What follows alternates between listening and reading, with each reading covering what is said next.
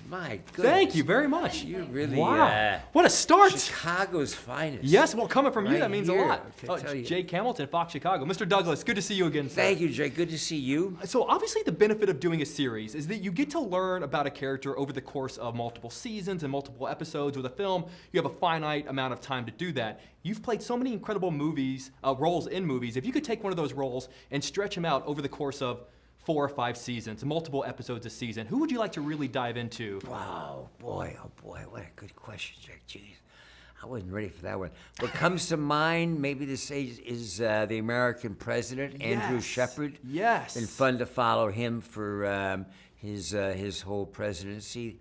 That's one guy I like. I like the guy in Wonder Boys. Great movie. Yeah, that was probably one too. It'd be interesting to see. You're actually one of my favorite cinematic presidents, and every once in a while something will happen in the real world, and I'll pause and I'll go, I wonder how he would have handled this. Yeah, it's nice when you know how the script ends. Yeah, exactly, exactly. So you know where we're going with nice that to one. have someone like Aaron Sorkin. That guy. Yeah, he's done a he few does thing that are all right. Right. So I have a bit of a strange question for you, and I hope it's okay. Sure. So I was in a serious relationship up till about a year ago. And one random Sunday a year ago, I wanted to show her one of my all-time favorite movies, which is a movie called The Game. And in the middle of the game, Don't tell me that's the end of the relationship. She paused and said, "Can you stop the movie? We need to talk." And she dumped me that day. And I'm fine, by the way. I'm fine. Right. But it's that's one of my all-time favorite movies, and now there's sort of an asterisk to it because that's what I think kidding. of. I'm curious, do you have a piece of art or a film or a piece of pop culture that sort of has an asterisk to it because of a particular life moment that occurred? To compare to a life moment that occurred? Yeah.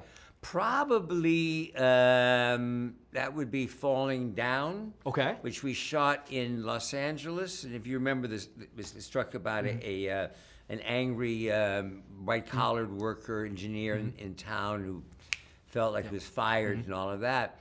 And as we were shooting the movie and ending it, the riots happened in Los Angeles. All the riots happened, which is this sort of like incredible response and as I was shooting this movie, which shook us up. I mean, that was one. And one other one, but didn't exactly happen when we filmed it, was the China Syndrome, which when the movie came out, when it was released in theaters, the Harrisburg 3 Mile Island nuclear meltdown happened in Harrisburg, Pennsylvania, only a week after the movie opened. Wow. Yeah.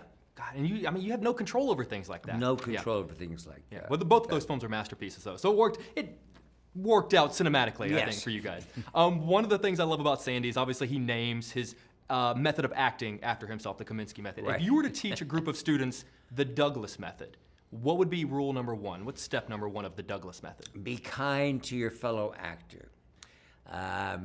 Be considerate and listen to what he has to say rather than you waiting for yourself to talk. That would probably be number 2. Is that something that needs to be, because I would think being kind and being considerate is a human thing to have. You would think that way, but people sometimes insecure or otherwise act differently or don't necessarily, because acting, in a sense, you're paid to be selfish, right? You're paid just to think about yourself and what's in front of you. And sometimes actors tend to not realize the whole picture around them. Fair enough. One of the moments in the series I laughed the hardest at is actually from the pilot, and it's whenever Sandy finds out that he's been passed over for a role for Ludacris. Right. And I like Ludacris, but the idea of Michael Douglas, Sandy, not getting a role because they picked Ludacris is fantastic. What was the role that you got passed over for where you kind of paused and went, really? Like, I didn't get that one? That was probably Love Story. Interesting. Yeah, going back. Can you tell me about the moment when you found out that you didn't get it? Well, as I told you, I didn't. I thought I had it, and I didn't get it. And I thought Ali McGraw was the cat's meow, so that was really great. Before you go, I got to share one piece of information because I have a second series that I'm doing with Netflix. Yes, sir.